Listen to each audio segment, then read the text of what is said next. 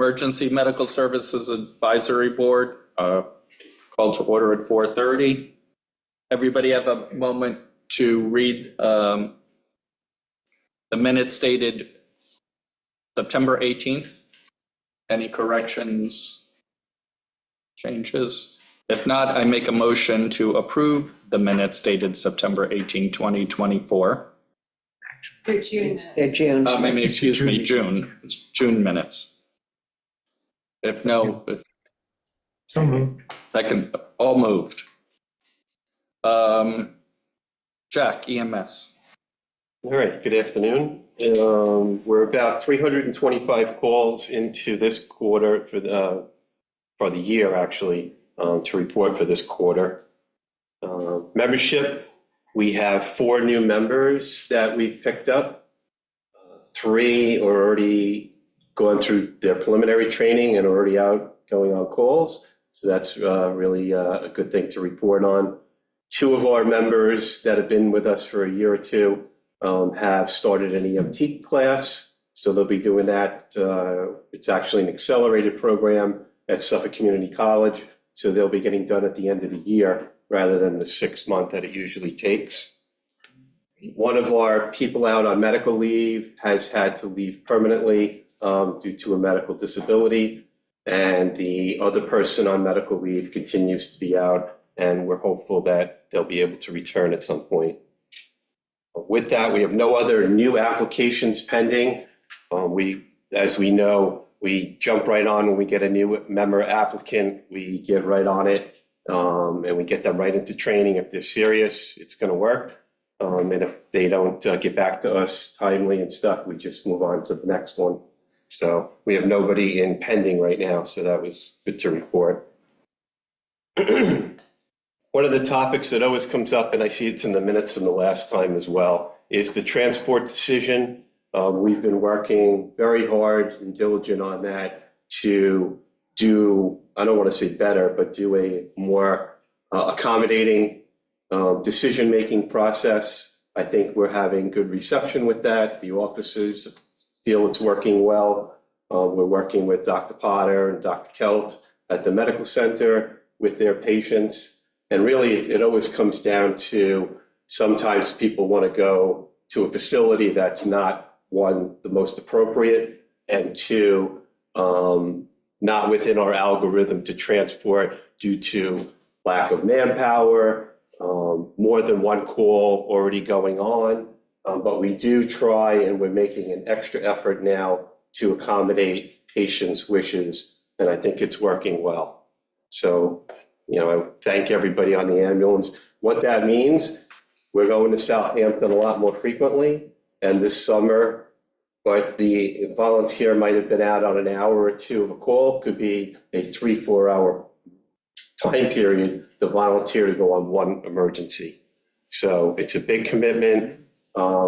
They're pulling through and we're working on it, and I think the community is very receptive to it. So it's been working. The radio project that I talked about the last quarter, the update to the system is in progress. What happens is we have a radio system, if you will, that has no backup. We purchased a backup system, which has been installed. So in the event of system failure, we have the capabilities to continue. Before, if the radio went out, we were done. So we have redundancy. We had the ferry companies help to purchase and install that. And with that, we are putting the ferry companies on the system. So we'll be able to talk direct with them and not have to utilize the marine frequencies and a system that was okay. We're going to have a system that's going to work flawless. So that's underway right now. Probably in the next month or 2, the ferries will be on board, but our redundancy is active and working. So that was a big accomplishment for us for the year. Before I go, anybody have any questions on anything so far? So we had put in for a capital improvement request that was granted for the replacement of the garage doors and putting the building out 3 or 4 feet. due to space limitations with the new size ambulances. That was kind of like a wish kind of a thing. We've had system failures. The doors have been failing. They're old, they're jamming up. We've backed into them a couple times as the door, when we put it up, we're backing in and all of a sudden the door comes down and crashes into the ambulance. So we appealed to the town board, and it's my understanding that the town board is going to move forward with accepting a bid to have the expansion project done immediately or soon, as opposed to waiting for more funding next year. It was accepted last night. Carter Milans got the bid. Perfect, thank you. So it became, what was a want became a need, and the town, thank God, recognized that. And, you know, it's a safety issue, it truly is now. We've sometimes, when they have failure, we have to leave the trucks outside because the doors aren't working. So it's a needed thing. And I appreciate the town board's reaction in getting it done immediately, thank you. So, a couple of the activities the agency's been involved with. We participated in the truck show. The ambulance assisted the fire department at a training at Yaphank again, which seems to be very receptive, and it's a good learning process for the ambulance as well. We attended the 9/11 memorial service that the fire department put on, which was a very nice event. We responded as an agency to that. July 4th fireworks at Crescent Beach, we stood by during that to support that effort. We conducted a water rescue training drill in the open water at Wade's Beach with the assistance of the fire department and the police department. And we practiced rescue operations out in the water in the boat with the boats. So that was good. That was last month.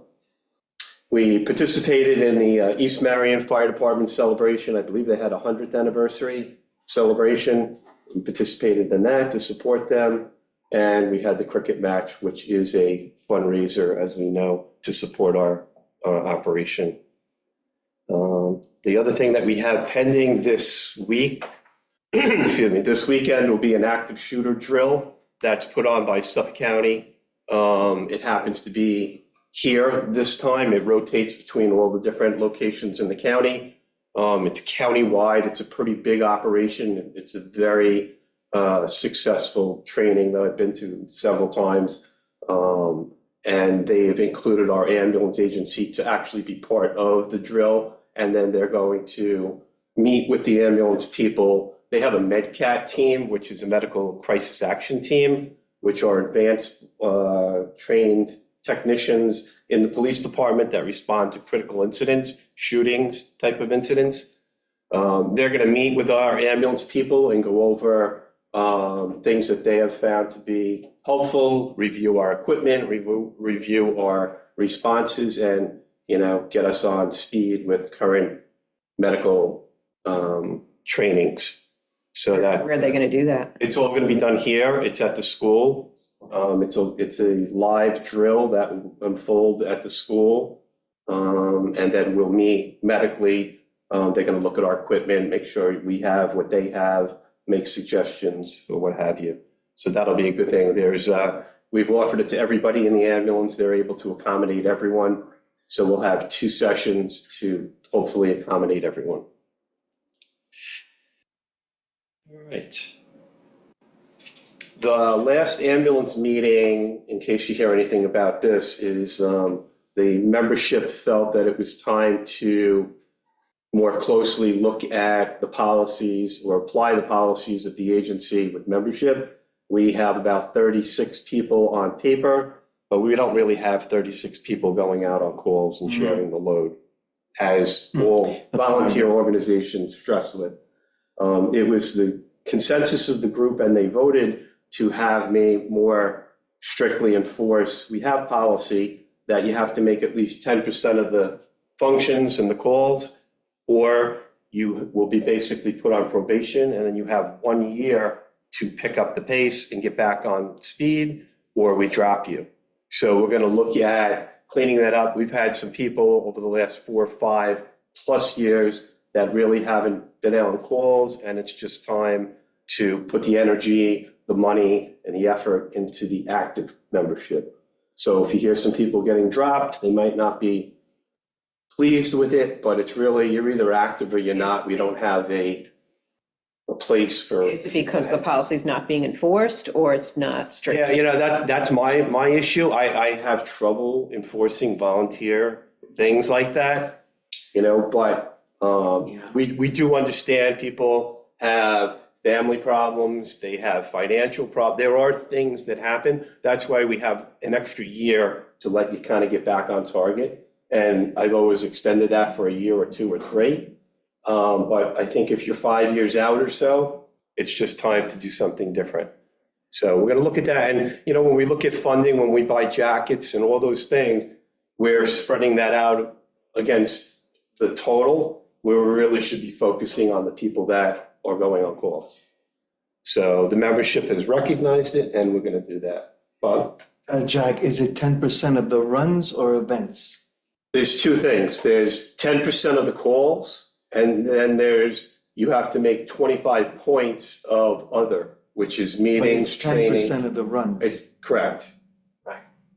Yep. So if you Which have really, a when we- policy in place, you don't really have to be the bad guy, it's there. Yeah, it's just a hard thing for me. They're volunteers, and I get things happen in life. But if we look at over a couple, 3 years, you should be able to kind of get back on target. Backs you up. So we'll look at that. You're right. Jack, just that goes along with that. Is there OSHA requirement for in order to maintain your membership in the squad, that you have to attend the OSHA training? I'm thinking in terms of what I know what the rules are for the fire district, and also participation in the LoSAP program. So the 10%, yes and yes. The 10% number comes from the New York State LoSAP program. We adopted that as policy because we had to have policy to enter into the LoSAP program. And it made sense. We just said anybody could be a member, you just sign up and you're on forever. We qualify that you have to be 10% active on calls, and you have to have at least 25 points in all kinds of areas that are easily to get.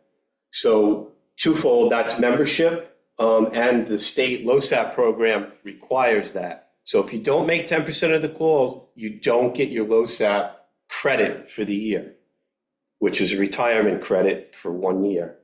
And the other part of that, the OSHA and those things, some of the people do get that because we do most of our annually required training in 1 or 2 sessions to get everybody done. But that doesn't really excuse them from everything else. They're not really active, and we're just kind of, the way I look at it is with the benefits that we can give the agency members, like the clothing allowance, we're spreading that amongst the group, and they're not all responding. So I'd rather focus on the ones that are responding. And they've acknowledged that too. They're kind of seeing that as well, and it is a little unfair. So we're going to look at that and, be more, a little bit more strict to that, to the membership. An interesting topic that's come up that we've had this several times in the past over the years is a youth program. Some of our members were interested in forming a youth program to inspire younger kids to ultimately get involved in EMS, or at least volunteering, whether it's fire service or EMS, but get them interested, get them on board. We've tried this several times in the past, and I have no problem trying it again. But the last time we tried, we took a poll in the school, and we only had 2 people that were interested, and 1 was graduating. So it didn't, but I always tell the membership, if there's a program they're interested, we'll try. We have to have interest before we put the energy and the funding and to it. But it could be a way to inspire kids to ultimately, when they become 17, 18, volunteer in this community.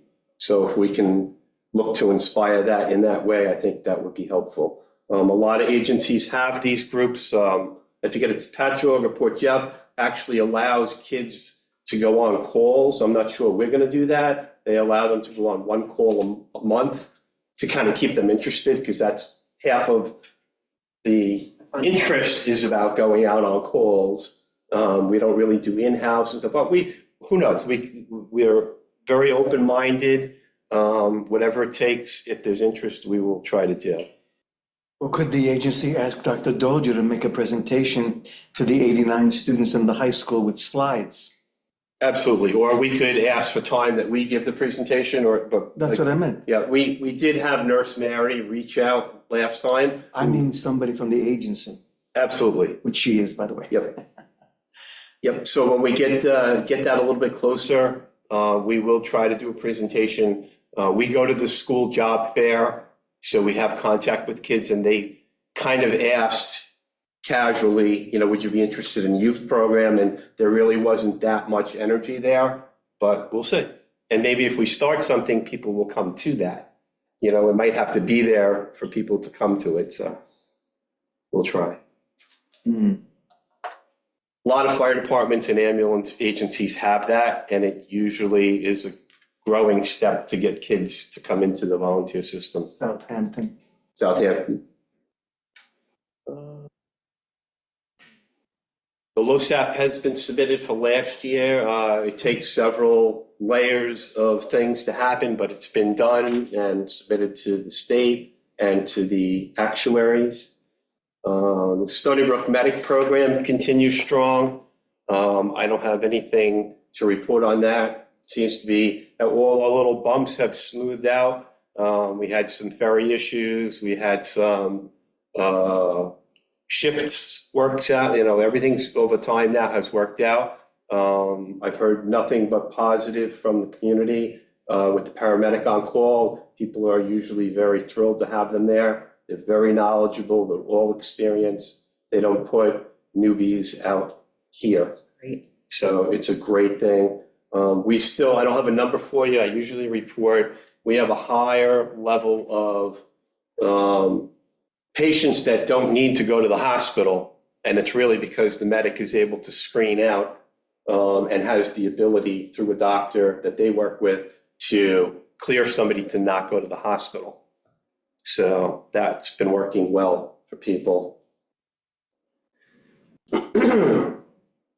So the couple last things, we purchased with some donated funds a upgrade kit to one of our stretchers, if you will, in the ambulance to accommodate people that are oversized for the standard stretcher. It's called the bariatric kit, and that we wanted to try. It's a little bit different, but we've had great success. It's accommodated several patients that we had limited capacity with before.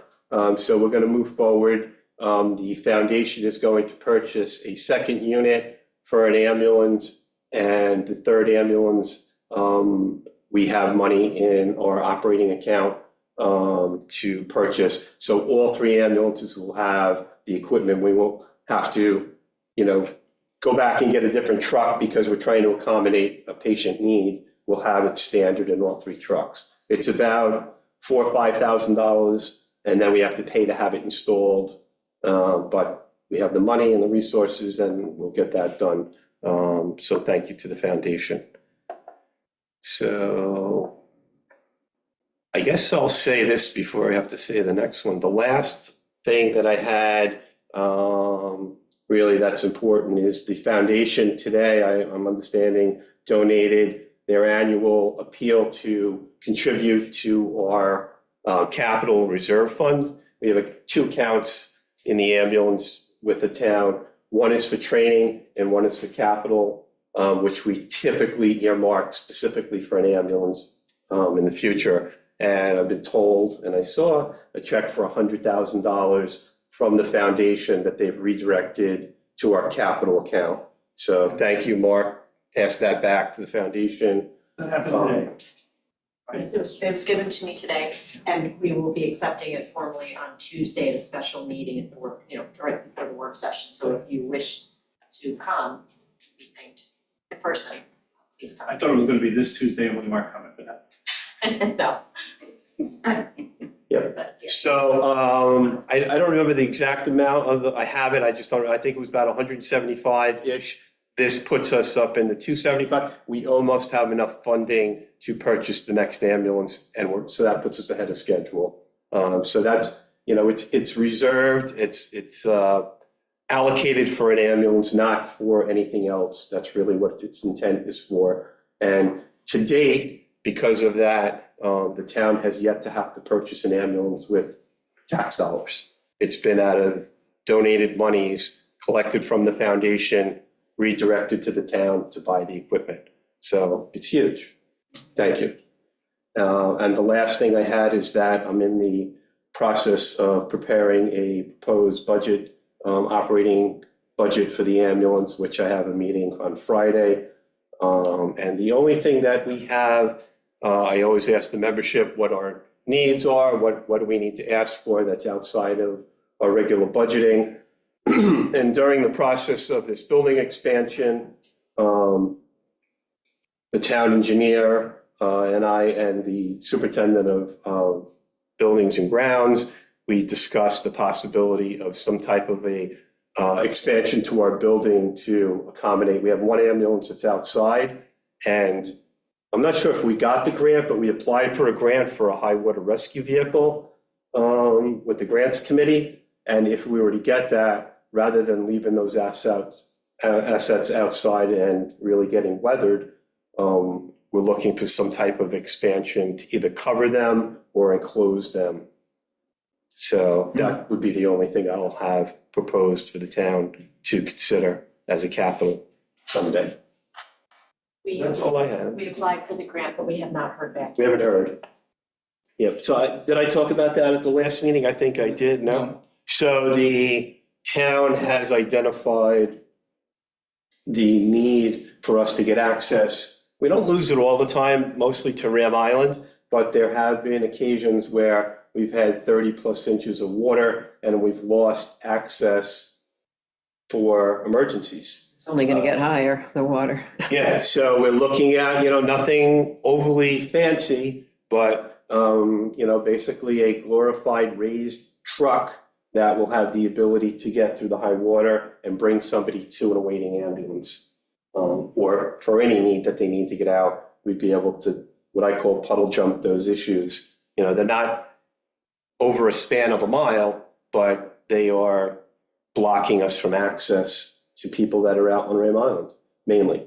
So we, apparently the grant, I'm not sure about if it's a match grant or what the funding is, but it was a substantial, It's a 50% grant. 50% grant to purchase that asset for the future. So we did apply for it, and we'll see. That's all I have, unless there are any questions. Should I save a procedural question for the new business, or does it go to the director now? You can direct it now to. No. So Jack, in the case of a confirmed structure fire where individuals are displaced, does the agency have a written protocol to help the displaced? Our agency does not, that doesn't fall within our agency. I know the town does, We chief used of to. police. It would be, that would fall under the Red Cross. Yeah, it goes under Southern emergency County. management, which the chief oversees, but I can tell you that what happens at the low level, we try to accommodate people locally. And if that's not possible, we would ultimately, if it were, let's say it was something bigger and larger scale, we would obviously turn that over to the Red Cross, and in the interim, we Yeah. would try to No, I mean accommodate. one or two individual, not a mass, God Yeah, forbid. it's not for the ambulance agency, that would be emergency management or the town. And I know that So they, who at the scene, who is responsible to help the displaced? One or two, not a mass cat, but who is responsible to assist the displaced? I would call Jack, who would call Jimmy, who would call the Red Cross. No, I don't mean 50 people, I mean 2 people. Same Same thing. thing. The same. Yeah, All the Red Cross here for 2 people? Of course, Why not? That's their. that's their mission. job. That's their mission, and it's not a Where are they It's in based? the block, that's Where their are they mission. in? Where are they in? The closest one, I don't think that they have anything in Suffolk County. I think that Mineola is the closest one. Yeah, I think it's I think it's Nassau County. Yeah. But I bet they have volunteers. Oh, yeah. Who Yeah. live all over, you know. who So might- who at the scene helps the displaced? I would call Jack. We would take them into our ambulance or first responders cars to get them Okay. safe, Like if it's raining? to make them comfortable and safe. Yes. I would call Jack and find out how we're gonna house these people and their two pets, if that's the case. And Jack would contact Jimmy, who So would it contact the bounces Red back to Cross. you. I see. And how it would That answers work, my question, by the way. they would probably, we would call out like a local B&B, some started there. And we used to have lists when we were the Red Cross. I think there still are lists. It's really a town emergency management, and I know the chief has that covered. We've historically been able to accommodate putting people up locally, and if it's longer term, the Red Cross comes in with funding. No, I mean. But in the immediate- short term, Yes, that's what I'm, yeah, so the answer is it bounces back to you. it will bounce back to the police department to get a hold of the chief, yeah, ultimately. If we can't make those, all agencies on site that day or incident Yeah. will probably try to make arrangements in their own abilities. If that's not successful, it ultimately would come to the emergency management. Oh, that answers the question. You got that, Coco? You wrote all that down? I did not bother Peter. On his cell phone. Or email him. That's always at big meetings, when somebody has a brilliant and completely unreasonable idea, you say, what a good idea, Madam Chairman. Believe it or not, out here, if something like that should happen, we'd have 5 people stepping up to the plate to I was just- offer I their was just gonna services say that. before we would even have to make a phone call. Oh, do they need anything? Peter, we do our best on scene to accommodate these people and just take that pressure that just totally away from them. And the local hotels and restaurants and motels have always stepped up. But then again, I still go through the chain of command, I call Jack. Okay. Got it. Mark, Ambulance Foundation, Jack did most of it, but do you Yeah, have? no, we're on par to make the same amount of money as donation wise. We are donating the bariatric stretcher update. We're doing very well as far as the donations coming in. Get thank you letters from 95% of people we take to the hospital. So we're doing a great job in the community, and it shows in our fundraising. I have one thing for the foundation. It's one of those hidden things that happens, is that the 2 people that are going to school, because they're going to Suffolk Community College and not one of the county EMS things, it costs money.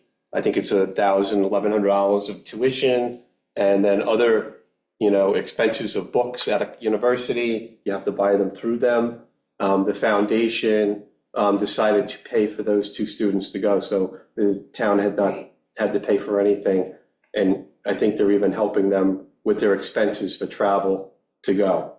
So, and the foundation does a lot for us. And if they graduate again, they will get a stipend at the end as well. It covers their ferriage, it covers their mileage, books. They're going from 5 to 10:30, 11 o'clock. So if they need dinner, meals, or anything like that, that's part of what we have given them money for. Is there any stipulation that they have to serve for a certain amount of time on Shelter Island? This time there is. How they enforce it, I don't know, but the stipulation this time was that they contribute for a year or 2 of volunteering for that. And in the past, it's a really good feeling in the end even if they help us for several months and then they can earn a living for their family. So to us, that's a good investment in monies that they can go out into the real world and earn a living for their family by doing this, and we've helped them do it. So it's not a great thing for us by losing them, but it's also a great thing for us that we help them support themselves and their family. So it's a trade-off, but none of it's bad. Okay, I'm gonna skip to new business. I spoke with Benjamin Diet yesterday. He has a flagpole in his yard, I believe. Huh. That's only a couple of years old. Did you talk to him about this? Somebody just called and said that there's someone nameless that had a flagpole, so it must. So he wants to donate it to the ambulance, he's made a suggestion, buy the sign in the, center circle there, and he would donate the cost to have it Oh, wow. moved. Huge. So We he talked said about having a flagpole for years, but the funding is. then he would cover everything. How big it is, I don't know. I don't know if it has an arm off of it or what. Maybe drive by and see. I don't know how far. His house is pretty far back there, so I'm not sure, but if it's something, You want me to follow up with it, Yes. or, okay. yeah, Take care that'd of be it. great. Any old business? If not, any more questions from anybody? Anybody on the Zoom have anything? Richard, Nothing here. Thank you. Okay, then I make a motion to end the meeting at 5:02. Second, Seconded. all in favor? I'm excited. Bye, Thank you, Richard, Peter. feel better. Thank you.